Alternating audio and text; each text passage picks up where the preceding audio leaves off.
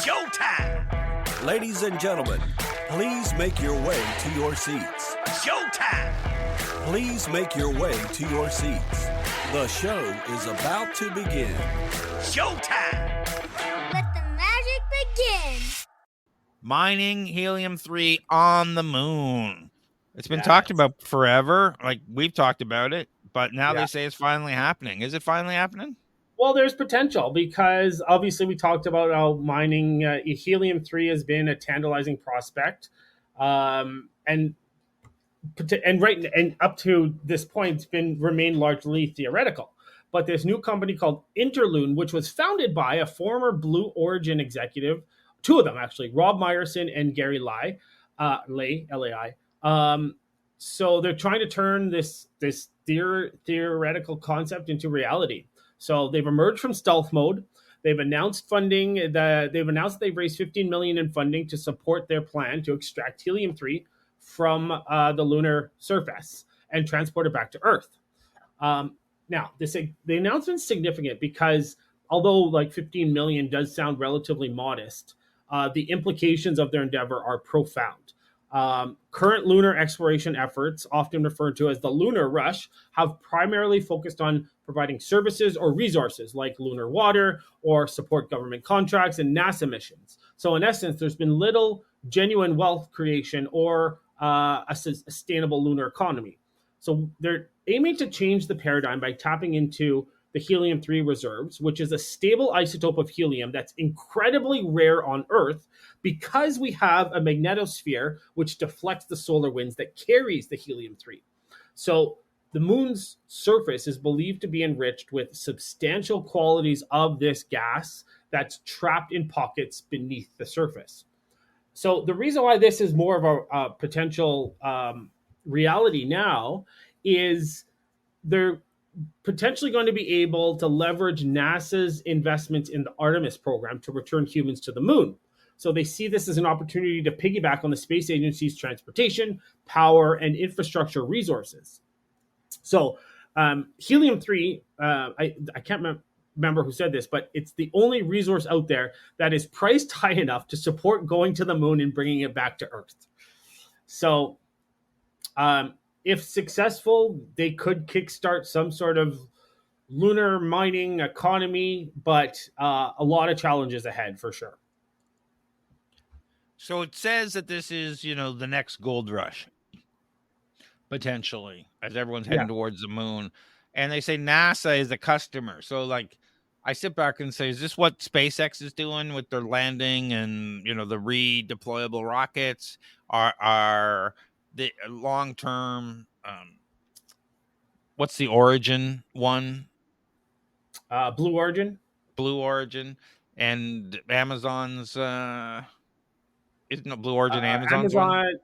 Amazon is Blue Origin. Yeah. But, and there's another one, right? There's SpaceX, there's Blue Origin, and there was Virgin Atlantic or Virgin Galactic or something. But I think there's another one too. So of all those technologies, only like Elon seems to be right now actually able to leave the atmosphere and do stuff. Yeah, actually, I think they just had a failed attempt, though. They left the atmosphere in their, I think it was yesterday, and it blew up upon reentry. But anyways, no. So so the reusable rockets, and that's for to reduce the cost because they right now a lot of the technology is one-time use. So you've got rockets that are one-time use. So they're hoping to be able to reuse that. They'll be able to reduce the cost. There's another one out there that doesn't use rocket fuel. We can talk about it one day. They use centrifugal force to shoot payloads into space. It's really cool. But anyways, we digress. But all of this is to reduce the cost to get to space and keep continually going to space. Shooting payloads into space doesn't sound like shooting humans into space. No, definitely cannot. With the amount of G-forces that this thing produces, there is definitely no way a human could sustain that or could handle that. But if you want it to die, it's maybe a good way to die. I don't know. Jump on our slingshot. We'll send you to the moon. Yeah, we'll send your body to the moon. You'll start alive and you'll end dead. But yeah. So let's tell our audience what helium-3 is used for. Yeah. So helium-3 can be used. Well, the biggest thing that it can be used for is fusion technology, for fusion reactors and different things like that. So that's huge, because with the research that's happening in China and in Europe, I don't know if there's a fusion reactor in North America. There might be, but they need helium-3 in order to help to sustain a fusion reaction at the temperatures that are needed. So yeah, that's one of the biggest ones. The other potentials are, so let's get into it. Medical imaging. So helium-3 is already used in certain medical imaging techniques, such as HMRIs, which the patient inhales the gas to produce high resolution images of the lungs and airways. So really cool, but again, not too much helium-3. Neutron detection and security. So helium-3, because it's highly effective in detecting neutrons, it can make it valuable for security applications such as radiation monitoring and cargo screening, cryogenics and superconductivity. So helium-3 has a unique cryogenic property that make it useful for certain low temperature applications, such as cooling superconducting magnets and devices. The boiling point, and I'm not going to give it to you guys in Fahrenheit because I can't do the calculation, but the boiling point for helium-3 is negative 269.7 degrees Celsius. And it's got high thermal conductivity, so it makes it an excellent coolant for various scientific and industrial. And the big one that we've been talking about a lot is quantum computing. So helium-3 has potential applications in the field of quantum computing, particularly the development of quantum sensors, quantum information processing devices. Because its unique quantum properties, they could be leveraged to create more advanced and powerful quantum computers. So it could revolutionize cryptography, simulations, data processing.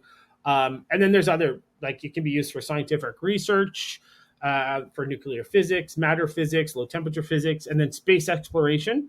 It could be used as a propellant for ion engines. So whole slew of applications where it can be used. So they raised 15 million.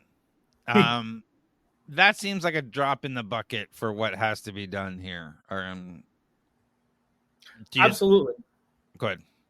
It seems like if we were to bring it back to our startup kind of ecosystem, it seems like it's more like a pre-seed round, very low, and we're talking billions of dollars that are going to be needed to be invested in this for sure.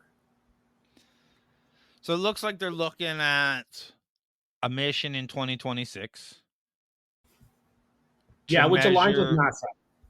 Okay, it looks like NASA. They're paying NASA, and everyone's getting, which is great because I guess NASA needs revenue streams.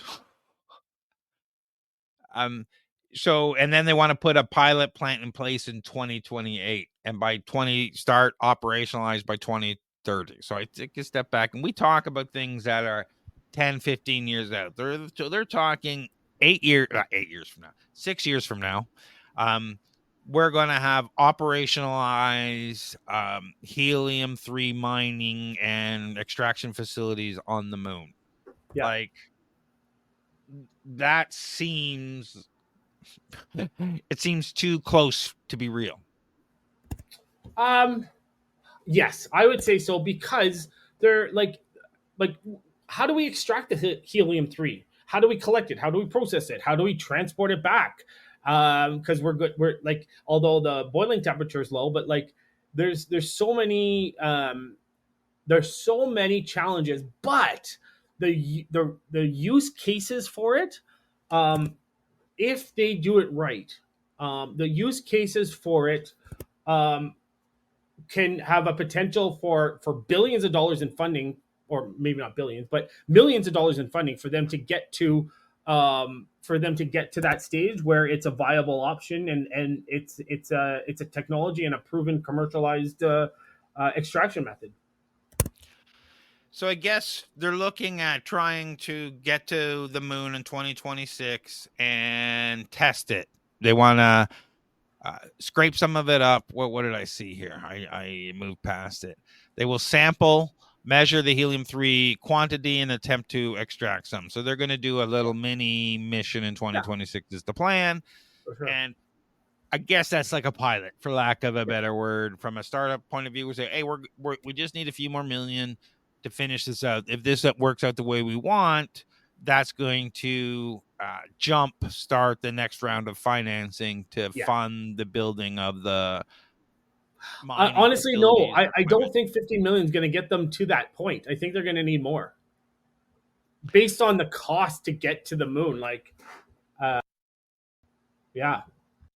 That's why I'm wondering how much more funding do they need to the stopgap before, just to get to 2026, get to the moon, do this testing. But I could see from a startup saying, all right, we need another 10 million, 20 million, 30 million to finish this. Sorry. And then we're at, cut out there.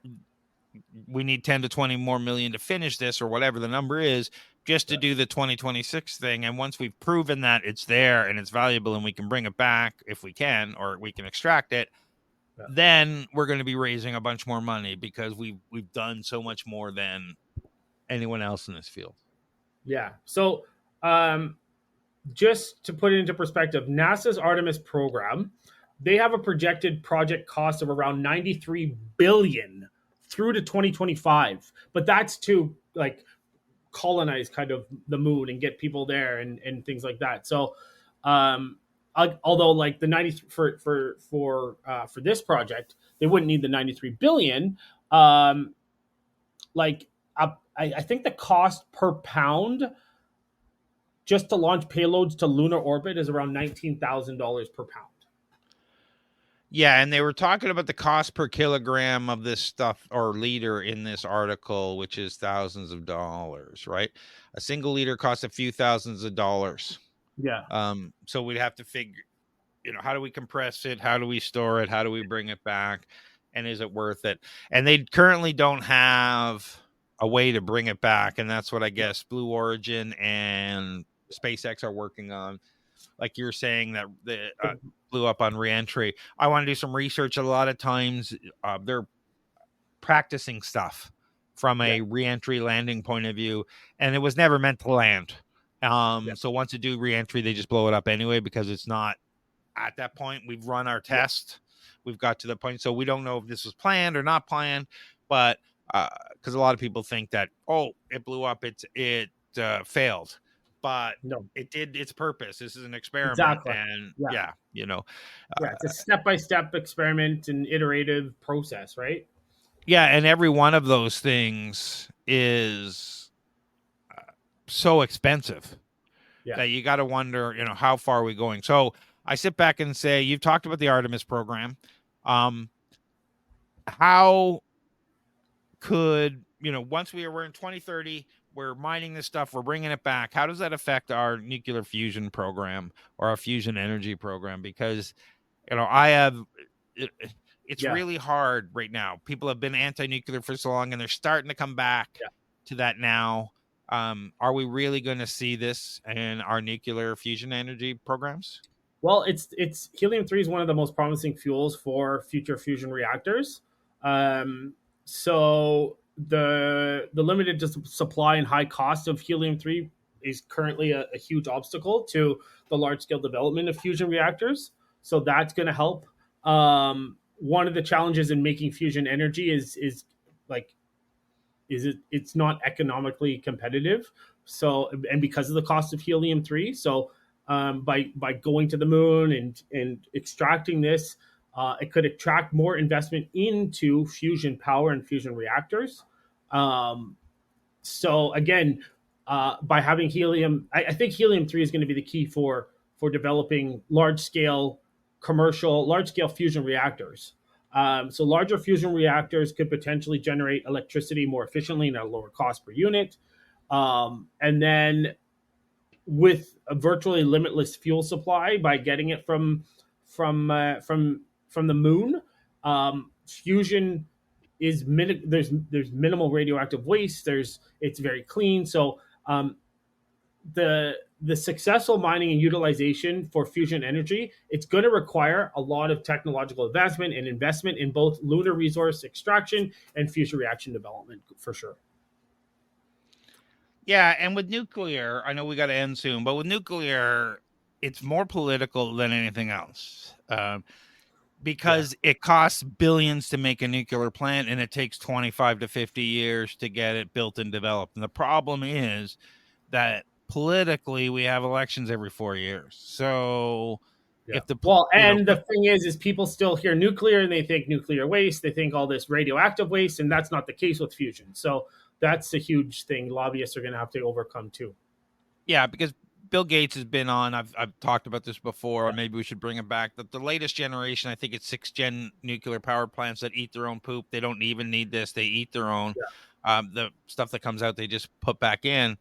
But the problem is trying to build that in the U.S. or Canada. It's just not going to happen because companies aren't going to. The risk is too high. You spend billions of dollars investing this, and 10 years down the road, the political winds change and they shut it down because it's risky because of popular demand or whatever, and you're out. He always said it was going to happen in China probably because, the government stays more than here. So I'm curious to see if they take the lead because they have a long-term vision and control from a governmental point of view, or we're kind of blown by the wind of the day versus long-term energy efficiency. Yeah. Any final words on this? I know you probably got to go, but all right. So what do you got going on, John? Well, nothing. Just March Madness brackets, NCAA college basketball tournament coming up next week. So non-tech for those. There's a link there. But if you have any questions or you want to join the pool, pick your bracket. You got a better chance of winning Powerball than picking a perfect bracket. But try your luck. And other than that, nothing coming up in the next couple of weeks except for startup drinks. Yeah, Startup Investor Drinks, CIX After Party on March 27th will be a good event. So grab your tickets there. We've got the swag bags in. They look good. Thanks for joining us. We got a lot of people watching us on Twitter today. Give us a like, retweet, whatever, comment that is really appreciated. It costs you nothing and helps us out a lot. Check out more stuff, what we do at TorontoStarts.com.